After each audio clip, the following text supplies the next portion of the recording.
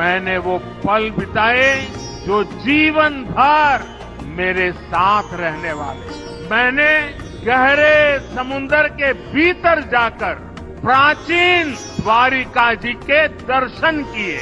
आज जब मैं गहरे समुद्र के भीतर द्वारिका जी के दर्शन कर रहा था, मैं पुरातन वही भव्यता, वही दिव्यता मनोमन अनुभव कर रहा था।